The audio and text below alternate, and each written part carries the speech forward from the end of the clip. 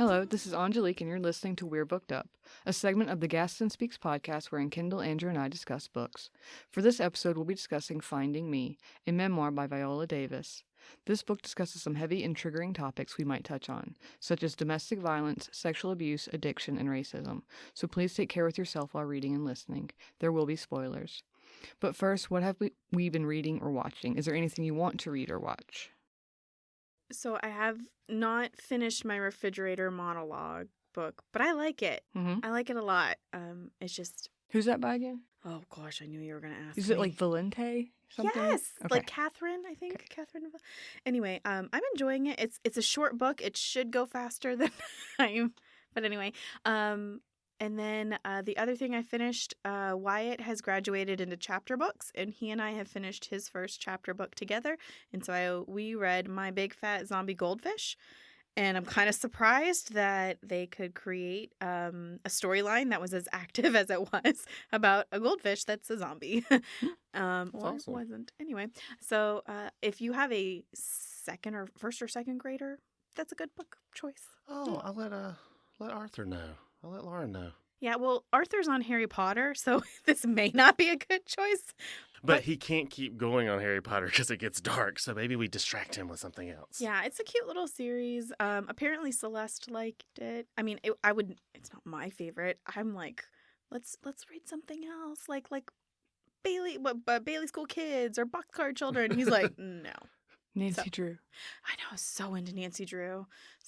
She has my name. Because my name is Nancy Kendall. And that in 25 seconds proves that we are old.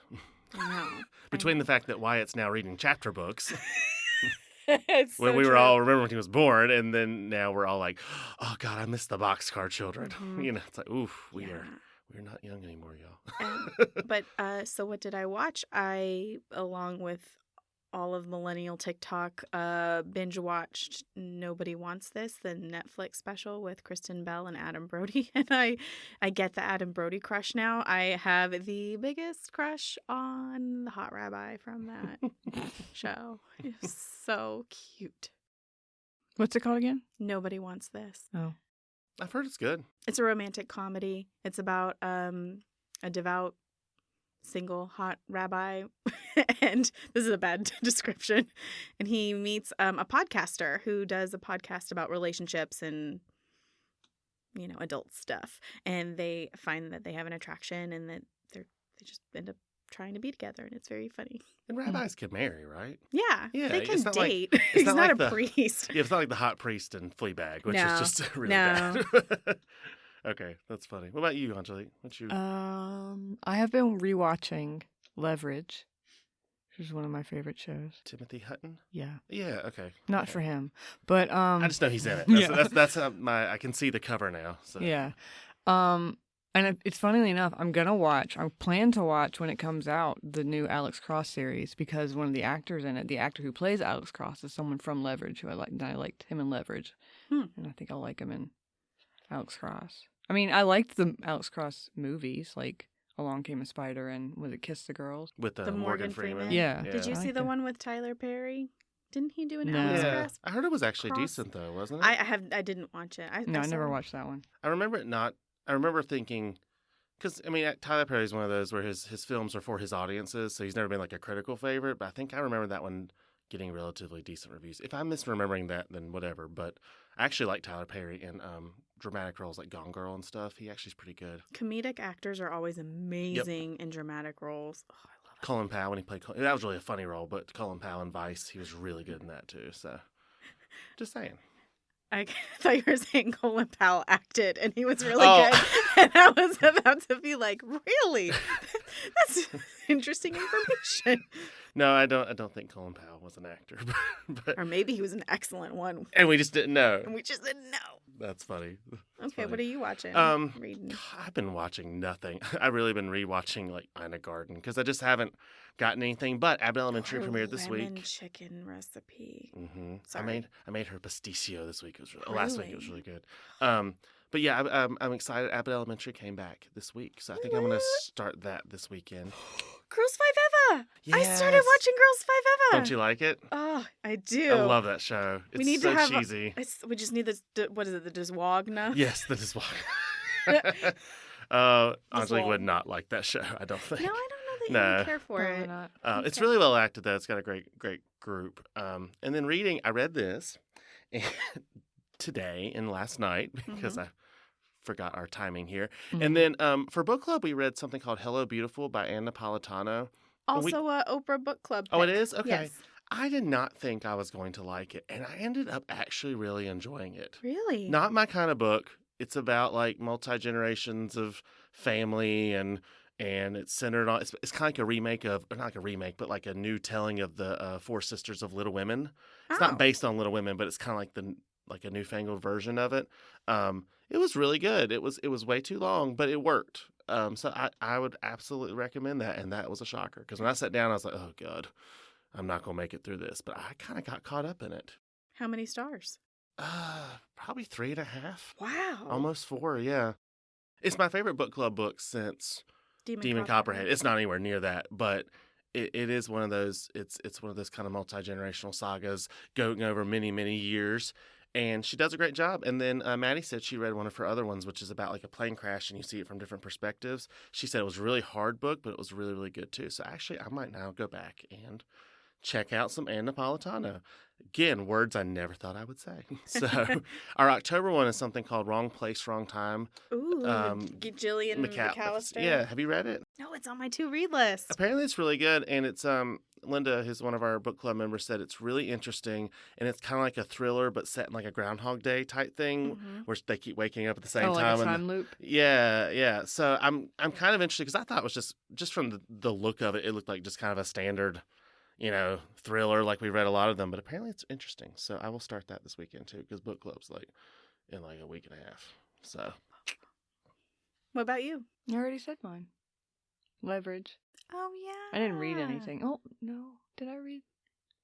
I reread a manga series that I really like. I wanted to tell you guys, I had a lady check out this week, and she was restarting the All Systems Red, the Murderbot Diaries? Murderbot Diaries, and we had a whole conversation about it, and she was like, it is comfort food for me. And I was like, you've got to meet our friend Angelique. She is the Murderbot. But I told her, I said, it's not my kind of book, but we all really, like, I was telling her, I was like, we did it for a podcast, and we all really liked it. So the Murderbot Diaries just continuing to roll, which I I think is shell cool. them pretty... Really regularly? Oh. More regularly than I would have thought. That's awesome. Maybe it's because of this podcast.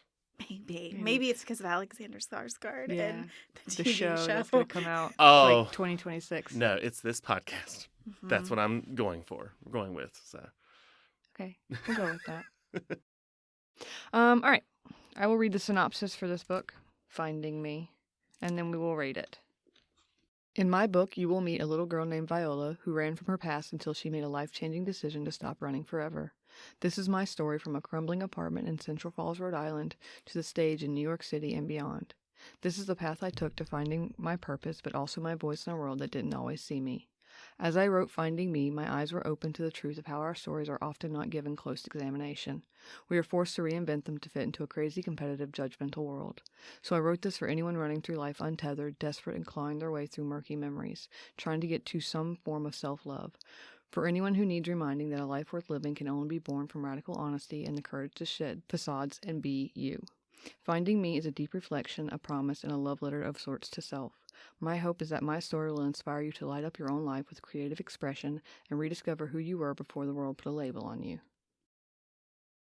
Alrighty then. I mean, it's her book, so that's accurate. Also, I had not read the synopsis before I read the book or wrote the questions, so I might skip one. I was going to say, when I suggested a question last night, I did not realize the answer was in the book description. what was the question? Because we were brainstorming questions, and the question was like, "Oh, why did she write the book? Oh, Like, what do you think she wants the audience to glean from it?" She says very clearly. Okay, I could probably modify the question a little bit.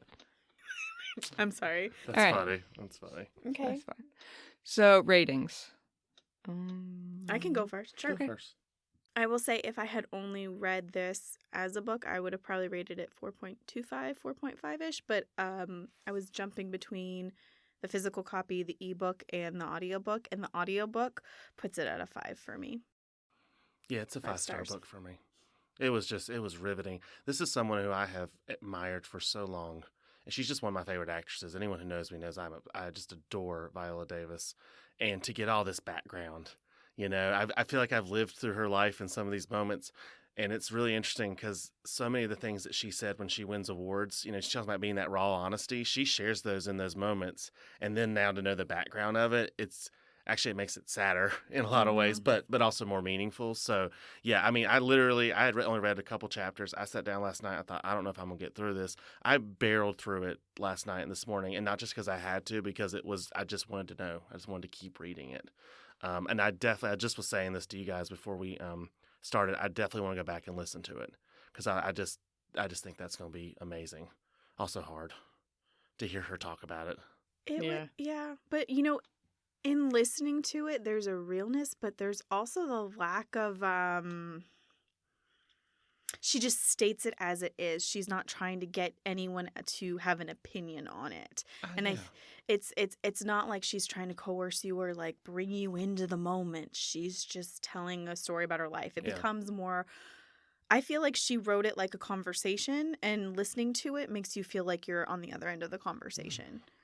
And I think that's probably why when I was reading it, I had a harder time because she kind of would skip around a little bit, and it was a little bit, I would jump back and forth, and sometimes, I don't know. But hearing it, I was like, oh, I get it. I totally get why she got her Grammy for it. Sorry. Well, and I think we need her rating. Oh, I'm sorry. Yeah, what's your rating? It's probably between like a 4.5 and probably mostly just a 4.5. Okay. Because really high I don't for hear you. her voice as well as you do, and I just didn't listen to the audiobook maybe. I don't know. But yeah, because she did jump around a lot, and sometimes that would throw me off. Mm-hmm. So. But that's how memories work. Yeah. Mm-hmm. As she's writing this, she's probably, it reminds me of this time. And then, and especially when she suppressed so much of it, like, I think that's how memories work sometimes. Because even like in the Dream House kind of felt like that. Like, you would be dropped into these little stories of what was going on. I just think that's how memory works. Yeah. But in both these cases, it worked, it just, so. Listening to it really did help with the idea that it was that conversation where little tidbits pop up when you're talking, and it's not necessarily completely composed and structured. And even one of the things that I was telling Angelique, like there are a couple times where I caught like she used like grammatical errors, but it was kind of on purpose because it almost seemed more rooted in her voice. And when I got to hear the grammatical errors rooted in her voice from her voice, it was like, oh, this is just so natural. Maybe it helps that I'm a Southerner and I can understand the Charleston like accent as she's speaking. But anyway, so 5 stars listening to it.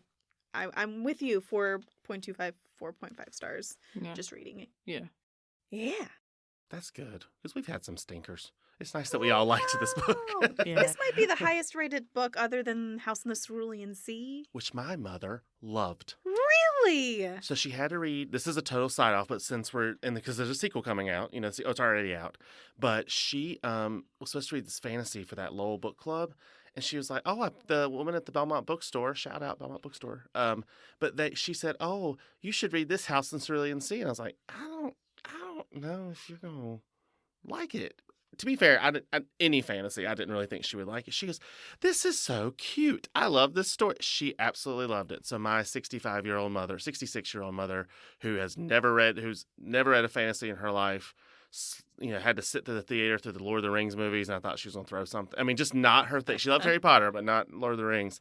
Absolutely loved House in the Cerulean Sea. She's a history person. I feel like Lord of the Rings She likes is the history. metaphor of it, but it was so heavy fantasy. Oh, okay. Yeah. That's a good point. Like Yeah. the trees walk and talk. That's hard. Yeah. She loved that book. Anyway, but yeah, you're right. This is probably the highest one we've had since. In the Dream House and Cerulean Sea and this are probably some of our highest. In the Dream House, House in the Cerulean Sea, houses are prominent. Yes, they are. Because even in this story, the house is a character. I rated Mexican Gothic. All Systems Red High. You I know did. that, I yeah. mean, But that's we your liked fa- it too. Yeah. Yeah. I meant like as a group. Yeah, those are probably the 3 that that I can think of that we all we Yeah. we liked Fuzz, remember? Yeah, we and we did. liked it better the more when we went back to. I went back Yeah. and re-listened to like our Vodist Awards. We were all like, I used like 12 anecdotes from that. Yeah. from that thing. Mhm. But yeah, this is probably one of our highest. So. Anyway, so cool. Okay, I'm Yeah. excited about your rating. Let's jump in. All right. So, first question. Do you think that Davis succeeded in sharing her message and with this book, that she got it through clearly enough for the readers or listeners. Absolutely. I mean, her story, even if without reading, just knowing her story is inspiring. And now knowing all the background of it and realizing everything that she went through to be able at 51 years old to suddenly be one of the biggest stars in the world and still have that humility. Yeah, I definitely think she got it across. At times it was hard to read because that point was like, oh God. Some of that stuff with her dad and her mom and it was really hard to read. But again, I think she nailed it. I think she got it across, and she really dug deep at some of this whole idea of, and I totally get this. Every time something good would happen in her life, it was like another memory was unlocked, and she never felt that self worth, and built on that, and was very honest about her therapy. And I think it was a very human look at someone who you always felt like she was real. You always felt like she was an amazing actor, but she wasn't necessarily acting about her life. And now you realize she really wasn't. That's just her honesty. So, I think that her first chapter was brilliant. I loved the way she started the story. Like within the first couple sentences, I think I was hooked. I love that she compared, herself to Joseph Campbell and the hero's journey. And so setting it up for her to have this big adventure, and the adventure was finding herself. I think she was able to use that and the running metaphor. That girl is always on the go, running, buses, like it's just constantly moving. Then to go to the end, like the character arc, to be able to finish and be still. And that was really what helped her find herself. I think she did a really beautiful job. And her last couple sentences, something about, I always go back to that 8-year-old girl. So she really, that moment of that 8-year-old girl running was so definitive for her.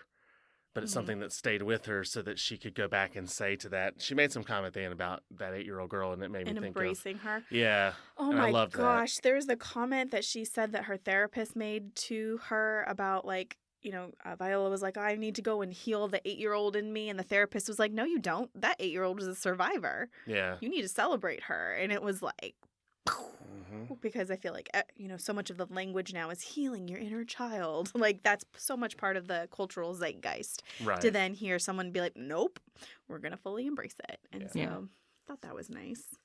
What are your thoughts? I think she did really well in examining herself and examining her life and how it, not just in what she lacked, like materially and culturally or in things like that, but in what she had, like her family was rough, but she loved them and they loved her, and that kind of propelled, and the people that she met, like all the other actors who contributed to her career by just sharing like their experiences or just asking her questions, or that guy who told her to pray for what she wanted. Yeah, for the kind of guy she wanted. Yeah. How crazy is that? Yeah. I want an ex-football player who goes to church, even though she hadn't really talked about how much she goes to church, who, also already has kids. Turns out he had grandkids. And it was just like, and then Julius appeared. Yeah. Can we say, do you have because this is not really one of those books where you have like a favorite character? Mm-hmm. I love Julius. Yeah, he was great. I loved him in interviews. I've loved him in so many different things. And by the way, in the movie Air, she plays Dolores Jordan, who's Michael Jordan's mother. And she's really good. And he plays his dad. Really? So they played married couple finally on screen. I love Julius. Sweet. He's so cool. I love the story about how when they were where was it? Was it in Mississippi where he was insisting that Viola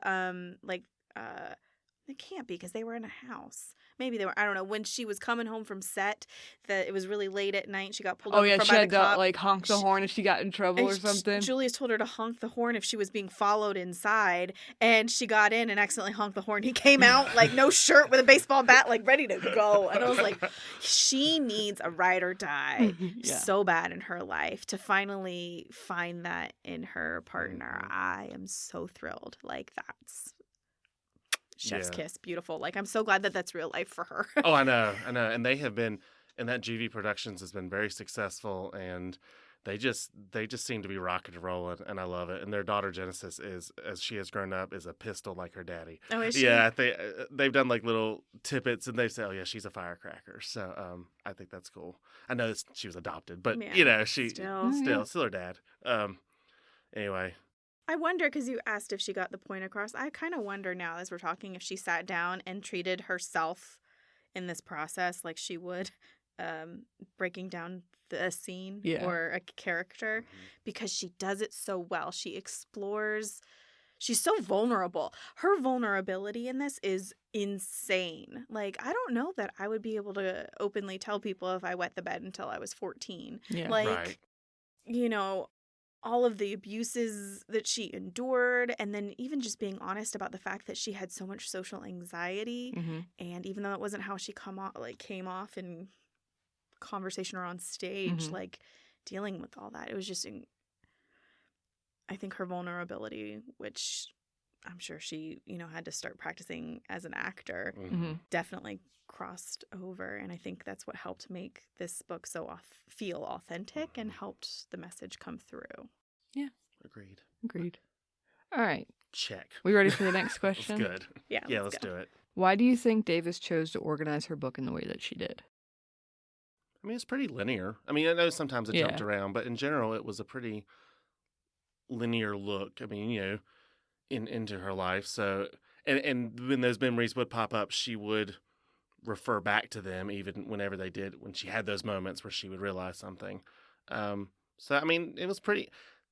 In the end, it was pretty straightforward. She started from her childhood and worked her way all the way up until her her Oscar win for Fences. So it made sense, but it didn't feel stale. You know how like biopics, we talk about some are really good, and so it's like the ones they're 4 hours long and it's just a straight linear narrative. But this one didn't feel that way. I don't know why. I guess it was well written. But I'm wondering now, like, would you have structured the book differently?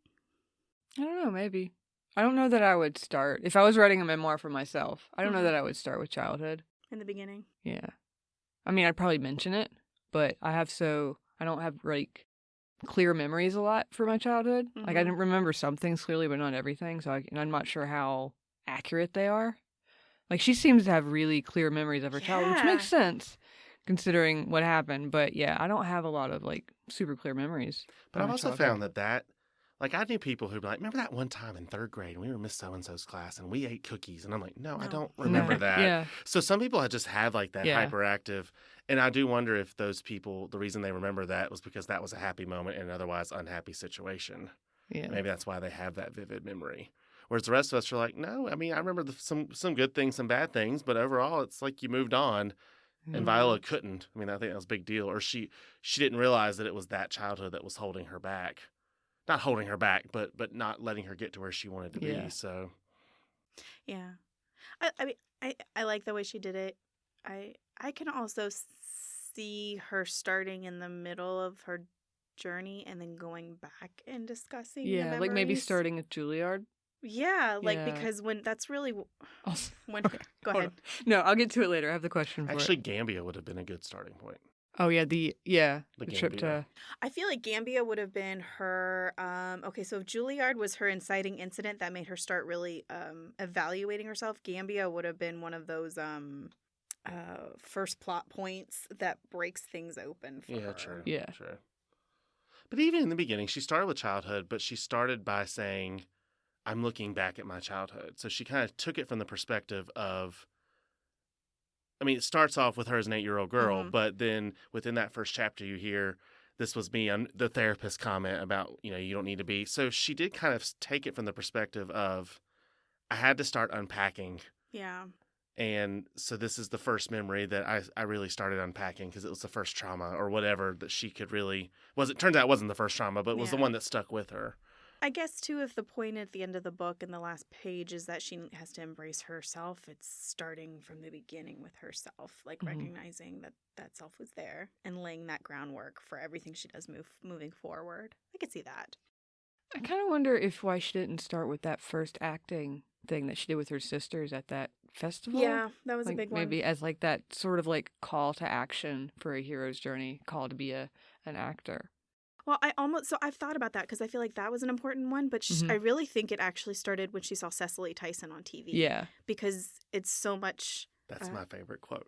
Oh, So we'll get to it in a second. If you see it, you can be it. Yeah. Yeah. And I think that is a big through line because there's just, even today, even as much as we have wonderful like Shondaland Productions, it's still hard to find diversity in movies and Yeah. Mhm. Yeah. TV. Like, And when she won her SAG award, she was the first Black actress to ever win the lead actress SAG award for a film. And she ended up not winning that Oscar, but she won the SAG award. She talked about there was the face that I first saw on the screen that made me want to be an actor. And then she talked about, in college, and she talked about when she finally the other one was Meryl Streep, and the fact that she got to work with both of them and are still good. She's still good friends. She introduced Meryl Streep's Cecil B. DeMille Award at the Globes because they're still Aw. friends. And anyway, so yeah, that is clearly a definitive moment, and she wins her first. And of course, she's with the actors, right? The Screen Actors Guild, and she wants them to know I am here today because of Cicely Tyson. And I think that's a big deal. So yeah, that was probably the first big moment. yeah. But in terms of like action too, like, because there's that moon, and then there's the festival, and then there's when she goes to Juilliard. But even before Juilliard, there was The summer camp. Yeah. the summer camp Mhm. with that guy who really just, I can't remember any of the names she said, Yeah. but really like helped her. But then there was also the other, it wasn't camp, it was like, I'm gonna call it an intensive, I don't know what it was. In, like, It was Florida? it was Circle on the Square, where yeah. The one where she went to Florida. no, that Okay. okay, that was a big deal. That's when she won her scholarship. But I'm talking Yeah. about when she did Circle on the Square. It was like like a theater group, Oh. Okay. Okay. and she was first confronted by some actory things. Anyway, skipping ahead. Anyway, there's just lots of moments Yeah. that felt like she did a really good job of showing how there are a lot of moments that really pointed her to this is the path, and this is a Yeah. big aha moment for me, and this is how I'm moving forward. Yeah. It's the second time you guys have done that to me after I Sorry. said something. No, you just like, sure. you hit You're it. so and there's stuff profound that- and insightful. Yeah. I ramble really well today. Okay, let's go. Okay. What's next? We have nothing to add because it was well done. How about that? Okay. Was there any aspect of her life mentioned in the book that you wanted to know more about, like more details of? Her brother. Mm. And what I mean by that is I don't want to know more about the horrible things that Yeah. he did. But, even as they go through. So one of my favorite parts of this book is that despite everything that happened, that at the end, they still stayed a family unit. She was able to forgive her father and love him. She was able to forgive her mother. She stayed close with as much as she could her sisters. She talked about, I can't remember, I think it was Anita who went with her, or maybe it was Danielle who went with her to the Tonys, and I know for a fact Dolores or no, was it- Danielle, I think, went to Tony's. Because I thought it was weird that Danielle was the one. But it was her first Tony's when she was still kind of That's her baby- connected. when she was a baby sister. Yeah. And then I know Dolores was at the Oscars because she talked about the Zsa and the Zsa Zsa Mhm. in her speech. So I know Dolores was there. But the fact that she was able to maintain that closeness, and she's clearly close with her nieces, and how they kept having weddings. They made sure to have that big one for her dad and her mom. And it was like, so because she also recognized, even though her father was an alcoholic and so abusive, he was broken. Mhm. And it took his grandchildren for him to realize he didn't want to keep being broken anymore. And she saw that in him. So I love that whole aspect of it. She revealed to her mother that her brother had sexually abused his sisters. Mhm. And she stayed silent because that's that generation. And then she made comments along the way of like, there were nieces and nephews, but the brother still wasn't around. And then she made no mention, I think, of the brother, or she made no mention that the brother wasn't at the wedding. It was just little bits and pieces there. And maybe it's just that's the one more layer she's not ready to talk about. But clearly he was in and out. He wasn't always there. And clearly he was, doing things he shouldn't have been doing. But what happened? Is there a conclusion to that? Or the reason he's just written out is because he left and that was it and there was no conclusion to it? I don't know. They talked about him having a drug problem later, and Yeah, his kids maybe. living with the grandparents. That's what I'm saying. I knew that. Yeah. But you could tell that there was never a lot of further interaction with Viola. He's in one of the pictures. He is? Yeah, I think. Like one of her graduation pictures. Okay. Yeah, she mentioned he came to graduation. Oh my gosh, I love those pictures. She is so cute. She is so cute. I don't know. Yeah. I just she's so See, big on her. all of my siblings together for my Rhode Island College graduation, and I there he is. assume that's him. Yeah. So, It's just one of those that's mentioned, and you get this horrific Mm-hmm. snapshot, yeah. and then you don't know more about it. So that's one thing I'd like to know more about. And then I don't know. I want to know where I want her to write a whole book just on like the nuances of her and Julius's marriage, the humor, when she started talking about Santa Monica Pier, and I passed that I restaurant that know. they had, and I want to know more about like all the that part felt rushed a little bit, and it's because the whole point was healing the Mhm. trauma of the childhood, and it was happiness. So it was like I found Julius, and then it was we were okay. But I would love to do like a whole nother book about their marriage, Mhm. and because I just found the two of them just adorable, hilarious, and their life just seems great. So I'd like to explore that more. There are two sections that I would want to know more about. Okay. The first is I felt like she jumped from,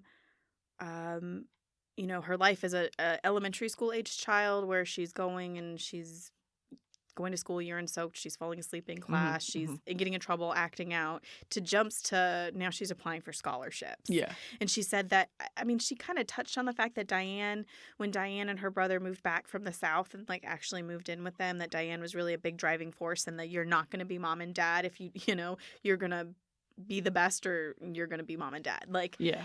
so I get that happened a little bit, but it felt like there was a big jump in time in between those years. And then Yeah. the other thing I wanted to know about, which as a human, I'm glad she didn't share. I want to know more about her therapy sessions, because I feel like that's where the real work began, or not began, but real work for her was done. So like she framed it all around her acting and stuff like that. And I'm so excited about that. And I got questions about that later. But, I feel like she said, I did the work, I fixed myself, and Julius was my reward. And so I love that. And also, like, I'm like, what happened in therapy that broke you so wide open that, allowed you to come and, like, deal with this? Because while she's doing that, you're also doing the theater stuff. And have you guys ever done live theater or any kind of live art? Oh my gosh, it's like a therapy session every time you come. You're so emotionally draining, and I'm like, how are you able to do the work and go and do your professional work? Well, maybe the reason it's so intense. maybe the reason she focused on the acting was, and maybe she didn't convey this, was that maybe her therapist encouraged her to see these characters. I mean, I don't know, but maybe for her it was maybe the therapist encouraged her to do the work or pick the roles that helped her work through it. I don't know. I just have more questions about her in therapy, because I feel like that's where it happened. Like that's where anyway. How about you?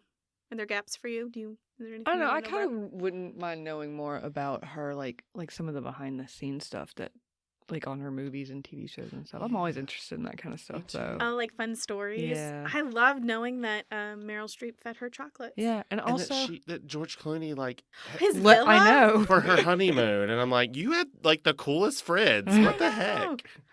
I do want to know more about that too. Yeah, those are fun. yeah, and maybe a little bit more about her daughter and how that Yes. worked out for her. Obviously, well, but me like I know what you mean. coming to live with her and all that stuff. I don't want to know about Genesis's past or anything. That's for Genesis, but like more about maybe the process of getting her and how she settled and things like that. I think how also that experience changes you becoming Yeah. a parent. Yeah. It changes you so. Yeah, just a little bit more dramatically. about her motherhood a little bit. I think you know, that's a great point. especially since a lot of times she brought up that's what people expect Black women to be is Mhm. mothers. I Mm. wonder how that like affected her and how she obviously wanted to be a mother, and yeah, maybe tie it back to that. I agree with you though about the behind the scenes stuff, That would've been because fun. she's worked with some amazing cast. Holy Even like cow. The Help, she talked about. She said, I recognize that The Help, as we reviewed it over years, there were some Mhm. problematic parts, but Yeah. that cast was, and all the success that has come from those cast members, Mhm. the number of Oscars and Emmys and awards and big roles and all that kind of stuff. But I would love to hear more about like her and Allison Janney hanging out, and Mhm. her and Leslie Jordan, and just she talked about Octavia. I loved that little bit where she talked about getting fat with Octavia and Mhm. eating, and you're right, the behind the scenes. I mean, we got little snippets, but or even her Broadway stuff. Yeah. I would love to know what it was like to be in. Like she was in a couple of August Wilson plays, Mhm. and An August Wilson movie. Yeah. Yeah. Yeah. But yes, because she would list out these cast members, and I'm like, oh my god, I can didn't you know believe you that had. she was just like calling up Julius, like, sorry, I gotta go have drinks with Felicia The Rashad. It Or was that like, she's auditioning next to like Audra McDonald. I and know. I'm like, oh That's my who she gosh, beats out. it's just, yeah. you The just Broadway saw her. world is just, huh? You just I just saw saw her, yeah. The Broadway world is a very tight knit world, so Mm. it's interesting. Yeah, I like that. That's a good one. That's a Angelique. good juicy one. You know what? Yeah. This is just her encouragement to write more books so that Yeah. we can read them because I would Mhm. love to read them. Mhm. Yeah. Now that we found you, Viola, let's talk about all the juicy details about behind the Like, scenes. so Sandy has this Like thing. fun She things. she makes fun of celebrities. Some celebrities. She's like, yeah, like I feel like though that they just smell like cheese because they're hippie and they don't. So I want to know, Viola, who smells like cheese? Oh my gosh, I have this thing where I look at people's it's so weird hands. I'm like, I bet that person has really sweaty hands, or I bet they have a really weird handshake. Who has the Like sweaty who? hands, Like who? Viola? Like who? An actor? Okay, the only one that's coming up to my head right now is Elliot Page. Like not like just something about Elliot Page's hands. I'm like, I bet Elliot's got some sweaty hands. You're right. It was weird. Love you, but it got weird. It is. Well, don't you just look at people and say, oh, sometimes I bet they just have a weird handshake, like it make you uncomfortable. I don't know. Like Okay. Michael Cera, like couldn't you Yeah, see definitely like sweaty that would be hands. just like a really I feel Like like a it would be limp limp. fish. It'd be like a It could be limp limp fish. fish. So I want to know who has a handshake like a limp fish. Okay. Okay. Well, What's your maybe next somebody question, will. Angelique? Let's hope someone comments. All right. Maybe with an answer. With an Yeah. answer, yes, Yeah. yes. I worked with so and so, and they, that'd Okay. be fun. Any moments or quotes that stood out to you?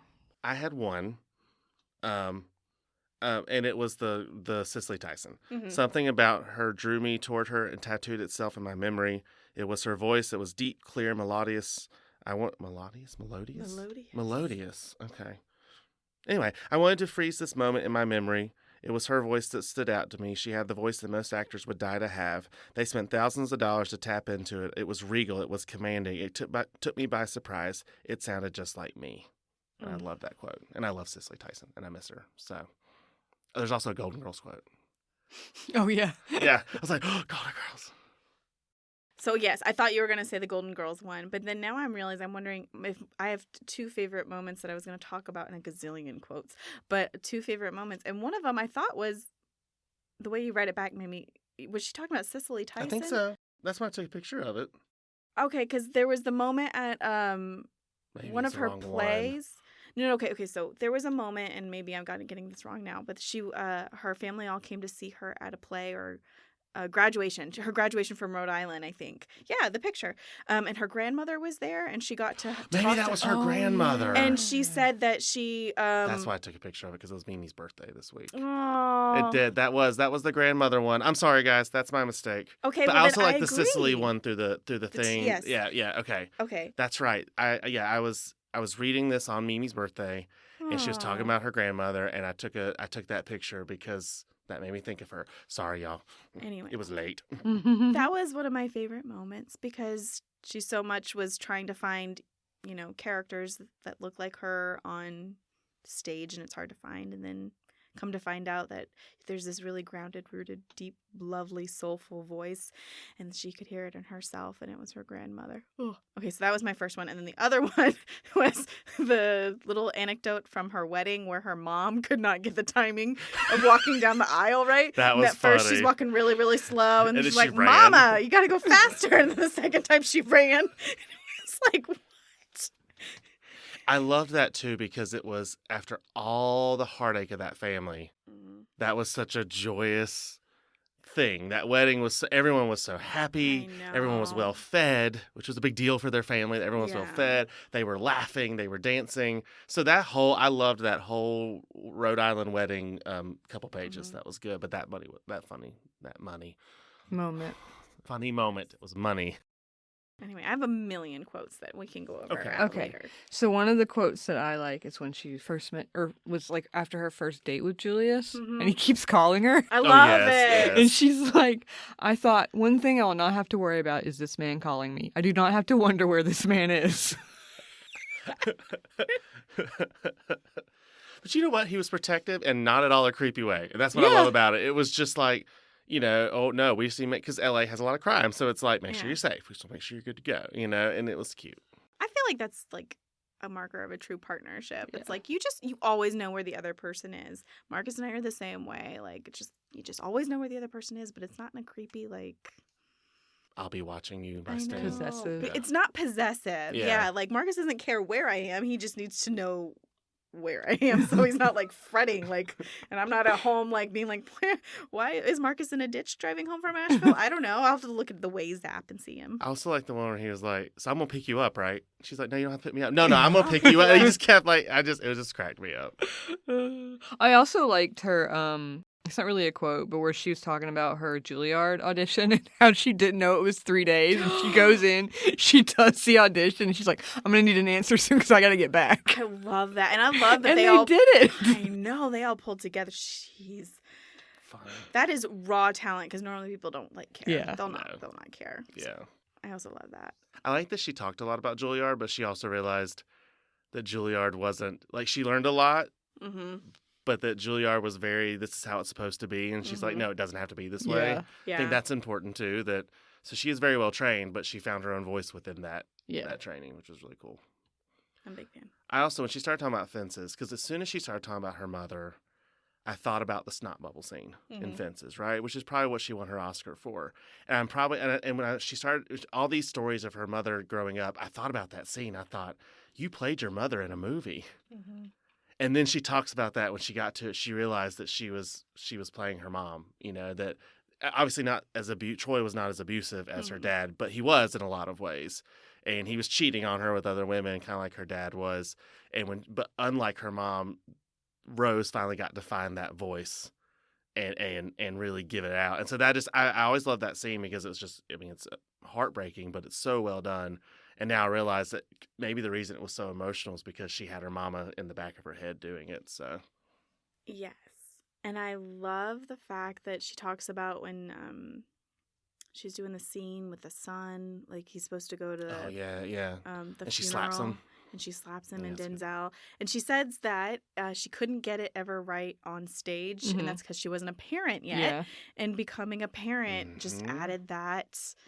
You get it. There's just an intense level of vulnerability when your children are involved in things. I also really like the story now I'm thinking about it of the mom stories where one of Viola's friends was wanting to get pregnant, and so she was asking Viola's mom about her like how it was having kids, and she said, well, Diane cost me $25 and Viola cost me $25, but who was it? Dolores was expensive. She cost me $30. And it was like, no, what are you talking about? We're talking about what it's like during childbirth. I also loved the so one of those iconic Viola moments is pulling off the wig Mm-hmm. And how I how to get away with and How to Get How to Away Get with Away with Murder. Murder, Yeah, yeah. and that was the episode she submitted that she won her Emmy. And to really talk about how that was not a part of the script, but they were like, if you want this character to be all of these things, but be black and very much in that role, we need to add things that, we need to make sure that's felt that she's different than all these other leading ladies in that scene. But then that became the iconic scene of that series. Mhm. So her pulling off that wig, and she got to act with Cicely Tyson again. So that was cool. But I liked that because I remember that scene. I was like, oh man, this was like, it was jaw dropping when it happened. It was so good. Mhm. To hear the background of it was really, really cool. Plus, I Mhm. love Shonda Rhimes. I love that whole world she creates. So Yeah. I have a million quotes. We can go over them at the end. None Okay. of them are funny, though, which yeah, is a bummer. that's the problem. I think I'll skip that one. Why? What was it? We already know why she wrote the book. Yeah. Oh yeah. So yeah. the people stopped running and Yeah. Yeah. So, what did Find you think of themselves. the ending? Why do you think Davis chose to end it like this?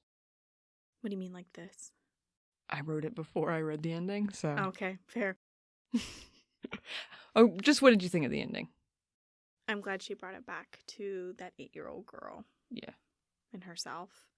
because she had all these big, beautiful, happy moments. You know, it's always so great to see someone succeed and to see that story where you have this meteoric rise, and then she just took it back to that real simple, hugging herself as an 8-year-old girl. You know, some of the things that she's talking about, like this idea of like self-acceptance and self-love, made me think about if people are wanting to look into books about practicing radical self-love, radical self-love, to read The Body Is Not an Apology by Sonia Renee Taylor.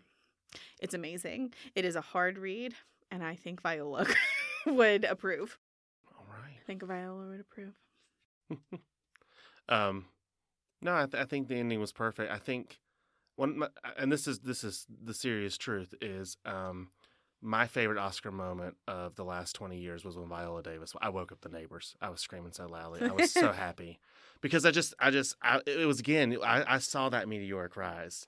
I remember when she won that Tony, you know, and so I was like, this is just such a peak moment for me. And that speech, I have used her words in that speech so many times to talk about our profession as librarians. Mm-hmm. So I always ask people. I did it with a Comic-Con presentation. I did it with something else at NCLA. I was like, I always ask myself, what would Viola do?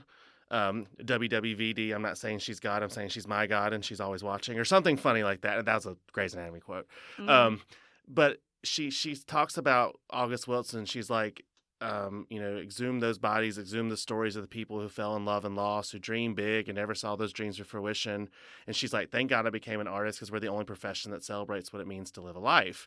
And I always end there and say, I don't want to like undo what Viola said, but I'm pretty sure as someone who's spoken at an ALA conference would agree, we, along with librarians, are the only professions that celebrate what it means to live a life. Mm-hmm. And so I always use that quote for me. So the ending, to be able to end, I mean, I know she brought it back, but to be able to end in that moment with that Oscar, with that performance, that she was able to see her mother and all of that, it was meaningful for me, for someone who loves movies and loves film and has loved so much of what Viola Davis has done, to hear that. And she's done so much since, of course, too. Another great August Wilson, Ma Rainey's Black Bottom, which is on Netflix. If you've not seen it, it's absolutely brilliant.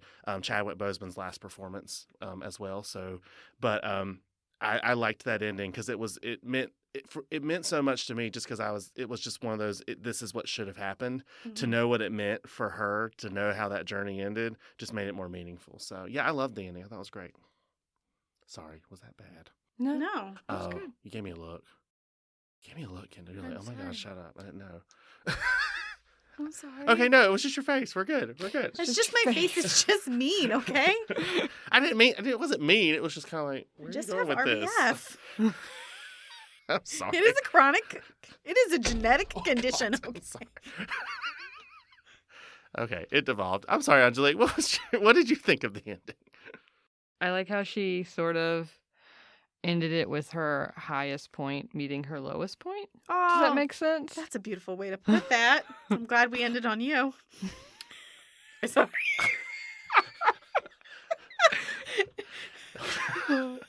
Well. It's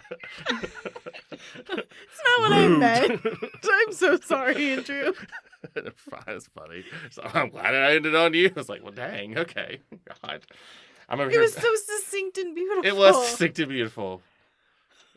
I'm so, we held it together for a really long time this time. Well, it's a very serious book. I know, but I'm just saying, normally we devolve at some point, and we held it together almost to the end. Almost. I'm very proud of us. I haven't even read my quotes yet. Hey, Kendall, why don't you read your quotes? Are you ready? Sure. Actually, before I read my quotes, can I ask you a question? Sure. There is a lot of actory stuff in here that I connected deeply to because it's a part of my training. And as I go through my quotes, I'll probably be like, oh, I did this, I did that, da-da-da-da-da-da. Did you glaze over during that part when she's talking about her training and stuff? No, it wasn't. It wasn't like technical jargon. Okay. I mean, it made sense. But I'm also a film buff. I'm not from that perspective, but so I don't know. Did you glaze over a little bit? Little bit. Yeah. Yeah. I was wondering because I was like, oh, she's talking about Alexander technique. And I was like, oh my goodness, she's referencing. I did. When I was reading, I was like, I wonder if Kendall knows any of this stuff, how I much she knows all this do. stuff, how much she did. How much? Not Yeah. very much. I've forgotten most of the things I learned. But yeah. It was my jam. And Oh, so that's cool. I'm glad. it was so nice to. That's one of the things I really loved about this story is I feel like she was so vulnerable and she was so open about so many different aspects of her life that I feel like there was a lot that anyone could connect to. It was Absolutely. incredibly humanizing, and it was then easy to see myself connected to somebody who is an EGOT winner. Like, and that was really, First Black woman to ever win the Triple Crown of acting, yes. and the only third Black woman behind Whoopi Goldberg and Jennifer Hudson to have the EGOT. EGOT. Okay, so my million quotes, and none of them are funny because none of this just it wasn't a funny book. It was a beautiful book, but it wasn't funny. All right, I defined myself by fear and the rage of those boys. Man, God, there's just so many humanizing like statements in this. Like she defined herself, like her ability to run and be the fastest. Mhm. And anyway, Yeah, that's good. All right. Why are you trying to heal her? The therapist was telling her she was a survivor. Can you let her become excited for who she became? That's what it was. It wasn't just embrace her. It was, can you let the 8-year-old inside you be excited about who you're going to become? That first stupid chapter hit so dang hard. That's good. I know. Joseph Campbell, The Hero's Journey. What is an adventure? A revolutionary transformation of self. And I feel like she took us on that journey. Oh, her mom said that her head, she said, your head is big, but that's what makes you a good actor. What a mom compliment if I've ever heard one. Okay, maybe I did have a funny one in there. I like the one where she's like, I did have a crush on my gynecologist. Like later on in life. Like, Yes! it's like, you go, Mom. Like, yeah. All right. Her mom was 2 generations removed from slavery. It is just so grounding to remember it was not that long ago. Yeah. I was too busy sanitizing character flaws of people. When she was talking about the neighbors that moved in who would The welfare fraud ones? Or foster? No, those were the women, the bullfrogs. This was the family that moved in after where the wife had cerebral palsy. Oh, yeah, And yeah. the dad, Tom or whatever, she could not focus on their bad things, their bad aspects because she was too busy sanitizing their aspects. I mean, it just made me think it feels like she did not encounter solely good people, but then no one really is solely good. And so she, at a young age, had to learn how to view people as complex. Because part of the issue I had, I'm like, you think she would write her dad off after everything that happened, and she still managed to have the most gracious acceptance and love for him. Till the day he died. I mean, was there when it happened. It was admirable. Yeah. Yeah, she's a lot stronger than a lot of people would have been in that situation. So. Yep. Okay. Maybe I won't read all these because it's just going to be so boring. Okay. Oh, one of them, someone told her it's futile to ask why. Instead, ask yourself, what did I learn from this? Oh, it was learned from a rabbi. And then I realized that I guess I'm in a hot rabbi phase because I was recognizing, I was like, the Jewish faith is not that bad. Look at Let's get Kendall to temple. I think we should. Anyway, and my acting teacher always told me luck is opportunity plus preparation, and I feel like Viola's story is just that. Yeah. Opportunity. There's an episode of The Nanny called The Cantor Show. It's on Peacock now. Uh-huh. And it's about her dating the cantor, who's the singer in Yeah. the temple. You would like it. Probably. You should watch that one. Not quite a rabbi, but close. I know, Yeah. it's true. Since you're in this phase, I just wanted to know. feed the fury, I guess. I know. All right. Is that everything? Have we anything else we need to talk about? Want to talk about? Points What of was the interest? question you didn't want to ask?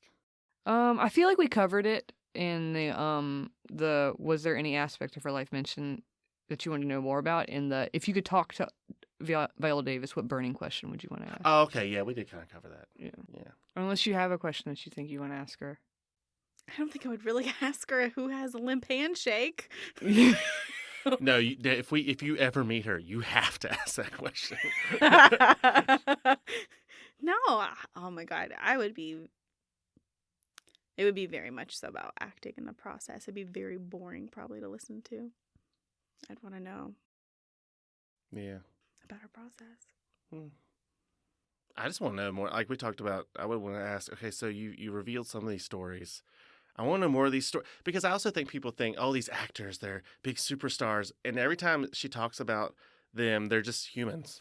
I want a funny, embarrassing story. She's incredibly vulnerable, but where's something where you did something on stage? When did she go up on stage? When did she make a mistake on stage and have to cover it up? That's what I would ask. Oh, that's a good Well, one. she was talking. No, that was something else. Because it is so scary when you're up there, and I've done it in front of 500 people, and I forgot my line, and it was Shakespeare, and I can't make up Shakespeare on the spot, but I did because I had to, because I had 14 people on stage staring at me waiting for the line, and I was like, shall we to the streets, my Well, she should have done, what play was it? friend? King John. You should just stuck in like a different one from a different play. Just also be like, kill Claudio and just see what happens. Like, Et tu, Brute. So yeah, Romeo. yeah. Romeo. I want to know, when did you go up in a play and how did you recover? That'd be a good one. That'd be a good one. Even just bloopers. Yeah. Does How to Get Away with Murder have bloopers?